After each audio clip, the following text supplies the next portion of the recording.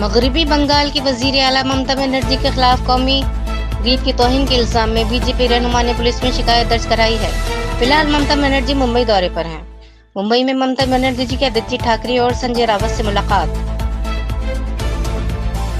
कांग्रेस के सीनियर रहनुमा और जम्मू कश्मीर के साबिक वजीर आला गुलाम नबी आजाद ने इस बात का खदशा जाहिर करते हुए कहा है कि 2024 के लोकसभा इंतखाबात में कांग्रेस को 300 निश्चितों पर कामयाबी हासिल करना मुश्किल होगा।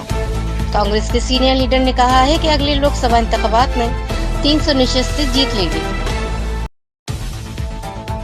बीजेपी रहनुमा रूपा गांगुली और शकांतु के दरमियान बहस तकरार। कोलकाता कॉर्पोरेशन के सिलसिले में बीजेपी इलेक्शन कमेटी की मीटिंग के दरमियान मेंबर पार्लियामेंट रूपा गांगुली और बीजेपी के रियासती सदर शकांतु मजूमदार की वर्चुअल मीटिंग में आपस में बजट तकरार होने लगी। रूपा गांगुली ने रियासती बीजेपी सदर के खिलाफ अपनी नाराजगी का इजहार करते हुए दरमियान में ही मीटिंग छोड़कर चली गई।